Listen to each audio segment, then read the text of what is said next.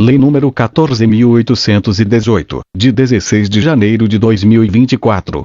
Institui incentivo financeiro educacional, na modalidade de poupança, aos estudantes matriculados no ensino médio público, e altera a Lei nº 13.999, de 18 de maio de 2020, e a Lei nº 14.075, de 22 de outubro de 2020. O Presidente da República faço saber que o Congresso Nacional decreta e eu sanciono a seguinte lei.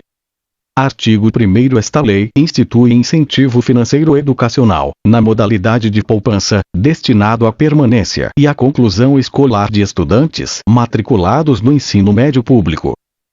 Parágrafo 1º. São elegíveis ao incentivo de que trata esta lei os estudantes de baixa renda regularmente matriculados no ensino médio das redes públicas, em todas as modalidades, e pertencentes a famílias inscritas no Cadastro Único para Programas Sociais do Governo Federal, CadÚnico, com prioridade aos que tenham renda per capita mensal até o limite estabelecido no inciso 2 do caput do artigo 5º da Lei nº 14.601, de 19 de junho de 2023. Parágrafo 2º. Para a modalidade de educação de jovens e adultos, EJA, são elegíveis ao incentivo de que trata esta lei os estudantes de 19 a 24 anos. Parágrafo 3º. A elegibilidade ao incentivo de que trata esta lei obedecerá a critérios de inscrição no CadÚnico e poderá ser associada a outros critérios relacionados, nos termos do regulamento, em especial: 1. A situação de vulnerabilidade social. 2. A matrícula em escola em tempo integral. 3. A idade do estudante contemplado. Artigo 2º. São objetivos do incentivo financeiro educacional destinado à permanência e à conclusão escolar: 1. Democratizar o acesso dos jovens ao ensino médio e estimular a sua permanência nele. 2. Mitigar os efeitos das desigualdades sociais na permanência e na conclusão do ensino médio. 3. Reduzir as taxas de retenção, de abandono e de evasão escolar. 4. Contribuir para a promoção da inclusão social pela educação. 5. Promover o desenvolvimento humano, com atuação sobre determinantes estruturais da pobreza extrema e de sua reprodução intergeracional. 6. Estimular a mobilidade social. Artigo 3º. O acesso e a permanência dos estudantes ao incentivo de que trata esta lei obedecerão aos seguintes requisitos, na forma do regulamento: 1. Efetivação da matrícula no início de cada ano letivo. 2. Frequência escolar mínima de 80% do total de horas letivas. 3. Conclusão do ano letivo com aprovação. 4. Participação nos exames do Sistema de Avaliação da Educação Básica, SAEB, quando houver, nos exames aplicados pelos sistemas de avaliação externa dos entes federativos para o ensino médio. 5. Participação no Exame Nacional do Ensino Médio, ENEM, para aqueles que frequentam o último ano letivo do ensino médio público. 6. Participação no Exame Nacional para Certificação de Competências de Jovens e Adultos, ENSEJA, para os estudantes da EJA elegíveis ao recebimento do incentivo de que trata esta lei. Parágrafo 1º. A verificação dos requisitos de que trata este artigo e a operacionalização do incentivo de que trata esta lei ficarão sob a responsabilidade da autoridade competente federal responsável pela área de educação. Parágrafo 2º. O incentivo de que trata esta lei não será considerado para fins de cálculo da renda familiar para acesso a outros benefícios socioassistenciais. Parágrafo 3º. O incentivo de que trata esta lei não poderá ser acumulado com: 1. Vetado. 2. Os benefícios de que tratam os incisos 1, 2, 3, 4 e 5 do parágrafo 1º do artigo 7º da Lei nº 14.601, de 19 de junho de 2023, em caso de famílias unipessoais. Parágrafo 4º. Vetado.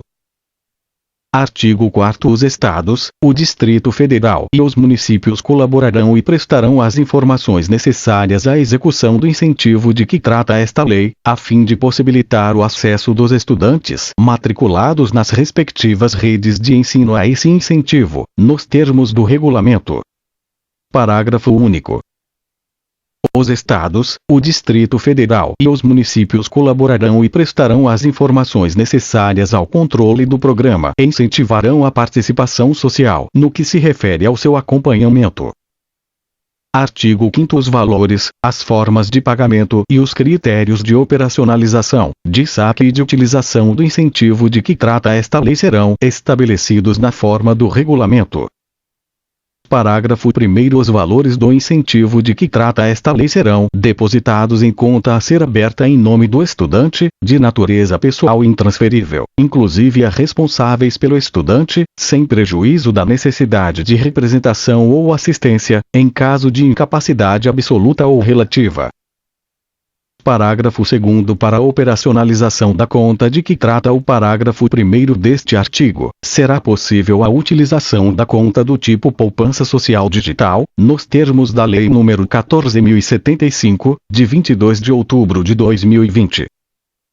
Parágrafo 3º. É facultado ao estudante, na forma do regulamento, aplicar parte dos recursos da poupança de que trata esta lei em títulos públicos federais ou em valores mobiliários, especialmente os formatados para os estudos realizados na educação superior. Parágrafo 4º. Os aportes vinculados aos requisitos de que tratam os incisos 1 e 2 do caput do artigo 3º desta lei deverão ser efetuados ao menos 9 vezes ao longo de cada ano e poderão ser resgatados a qualquer momento. Parágrafo 5º. Os aportes vinculados aos requisitos de que tratam os incisos 3 e 5 do caput do artigo 3º desta lei somente poderão ser resgatados após a obtenção do certificado de conclusão do ensino médio. Parágrafo 6º. Vetado. Parágrafo 7º. Os aportes de que trata o parágrafo 5º deste artigo deverão corresponder a, no mínimo, 1/3 do valor total dos aportes do incentivo financeiro educacional desta lei efetuados na conta de cada estudante. Parágrafo 8º. Em caso de não cumprimento dos requisitos de que trata o artigo 3º ou de desligamento do estudante, somente os valores dos incentivos depositados em conta em nome do estudante relativos à conclusão do ano letivo com aprovação e a participação no Enem retornarão ao fundo de que trata o artigo 7º desta lei. Artigo 6º. Os efeitos do não cumprimento dos requisitos antes da conclusão do ensino médio e as hipóteses de desligamento do estudante do incentivo de que trata esta lei serão definidos em regulamento. Artigo 7º. Para fins de operacionalização do incentivo de que trata esta lei, é a União autorizada a participar, no limite global de até R$20 bilhões de fundo que tenha por finalidade custear e gerir o incentivo estabelecido nesta lei. Parágrafo 1º. A integralização de cotas pela União será autorizada nos termos do regulamento. Parágrafo 2º. A representação da União na Assembleia de Cotistas dá-se-á na forma estabelecida no inciso 5 do caput do artigo 10 do Decreto-Lei nº 147, de 3 de fevereiro de 1967. Parágrafo 3º. O fundo de que trata o caput deste artigo 1. Não poderá contar com qualquer tipo de garantia ou aval por parte do poder público e responderá por suas obrigações até o limite dos bens e direitos integrantes de seu patrimônio. 2. Deverá conter previsão para a participação de outros cotistas, pessoas físicas ou jurídicas, inclusive de direito público. Parágrafo 4º. É autorizada a utilização dos superávites financeiros do fundo a que se refere o artigo 46 da Lei nº 12.351, de 22 de dezembro de 2010, apurados entre 2018 e 2023, como fonte de recursos para a integralização do fundo a que se refere o caput deste artigo, no limite máximo de R$13 bilhões. Artigo 8º. O fundo de que trata o artigo 7º desta lei poderá ser criado, administrado, gerido e representado judicial e extrajudicialmente por agente financeiro oficial. Parágrafo 1º. O fundo de que trata o artigo 7º desta lei terá natureza privada e patrimônio próprio separado do patrimônio dos cotistas e da instituição administradora e será sujeito a direitos e obrigações próprios. Parágrafo 2º. Os bens e direitos integrantes do patrimônio do fundo de que trata o artigo 7º desta lei e os seus frutos e rendimentos não se comunicarão com o patrimônio do agente financeiro oficial, observadas as seguintes restrições. 1. Não integrarão o ativo do agente financeiro oficial. 2. Não responderão direta ou indiretamente do agente financeiro oficial. 3. Não comporão a lista de bens e direitos do agente financeiro oficial, para efeito de liquidação judicial ou extrajudicial. 4. Não poderão ser dados em garantia de débito de operação do agente financeiro oficial. 5. Não serão passíveis de execução por quaisquer credores do agente financeiro oficial, por mais privilegiados que sejam. 6. Em se tratando de imóveis, sobre eles não poderão ser constituídos quaisquer ônus reais. Parágrafo 3º. O patrimônio do fundo de que trata o artigo 7º desta lei será formado: 1. Pela integralização de cotas. 2. Pelo resultado das aplicações financeiras dos seus recursos. 3. Por outras fontes estabelecidas no Estatuto do Fundo. Parágrafo 4º. O fundo de que trata o artigo 7º desta lei responderá por suas obrigações com os bens e direitos alocados para a finalidade de incentivo à permanência e à conclusão escolar, e o cotista ou seus agentes públicos não responderão por qualquer obrigação ou eventual prejuízo do fundo. Parágrafo 5º. É permitida aos Estados, ao Distrito Federal e aos municípios a participação no fundo de que trata o artigo 7º desta lei por meio da integralização de cotas a que se refere o inciso 1 do parágrafo 3º deste artigo, na forma estabelecida em regulamento. Parágrafo 6º. O saldo positivo decorrente de aporte existente ao final da poupança de que trata esta lei será integralmente revertido aos cotistas, públicos ou privados. Artigo 9º. O Estatuto do Fundo de que trata o artigo 7º desta lei deverá dispor sobre a sua governança e prever, entre outros aspectos: 1. A competência para a instituição administradora do fundo deliberar sobre a gestão e a alienação dos bens e direitos do fundo, de modo a zelar pela manutenção de sua rentabilidade e liquidez. 2. A remuneração da instituição administradora do fundo e do agente financeiro responsável pela operacionalização do pagamento da poupança. Artigo 10. A instituição administradora do fundo de que trata o artigo 7º desta lei poderá contratar de forma direta, sem licitação, agente financeiro para operacionalizar o incentivo de que trata esta lei. Artigo 11.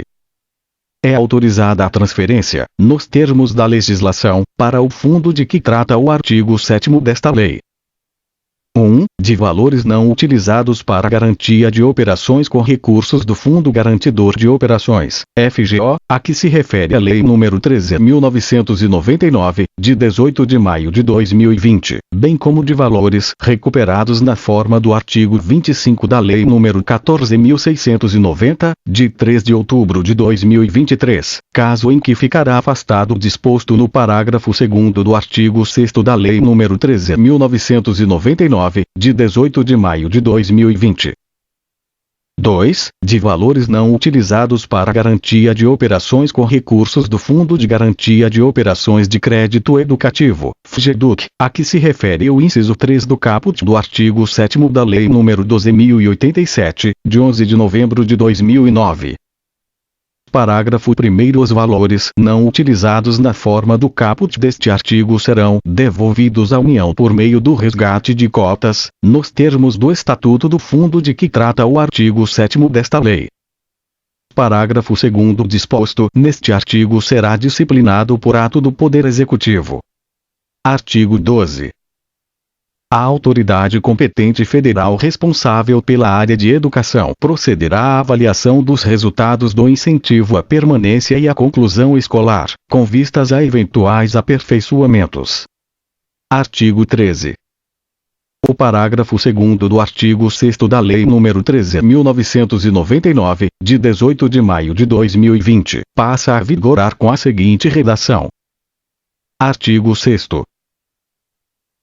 Parágrafo 2º. O valor não utilizado para garantia das operações contratadas nos períodos a que se refere o caput do artigo 3º desta lei, assim como os valores recuperados, inclusive no caso de inadimplência, deverão ser utilizados no fundo destinado à concessão de incentivo financeiro educacional, na modalidade de poupança, a permanência e a conclusão escolar de estudantes matriculados no ensino médio público ou devolvidos à União, a partir de 2025, nos termos em que dispuser o Poder Executivo, para serem integralmente utilizados para pagamento da dívida pública de responsabilidade do Tesouro Nacional.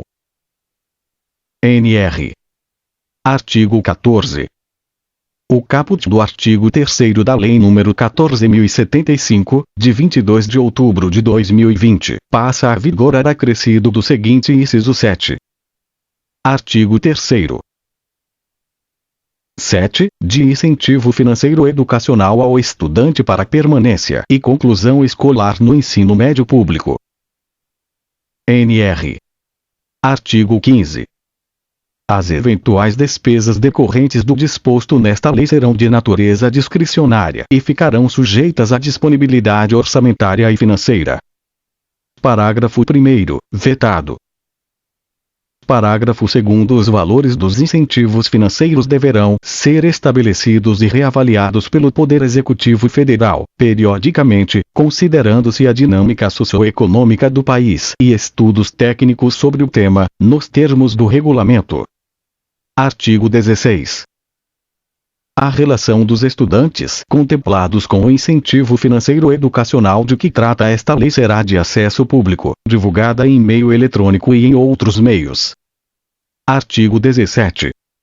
Esta lei entra em vigor após decorridos 10 dias de sua publicação oficial. Brasília, 16 de janeiro de 2024. 203 o da Independência e 136 o da República. Luiz Inácio Lula da Silva, Osmar Ribeiro de Almeida Júnior, Silvio Luiz de Almeida, Fernando Haddad, Camilo Sobreira de Santana. Este texto não substitui o publicado no Diário Oficial da União de 17/1/2024.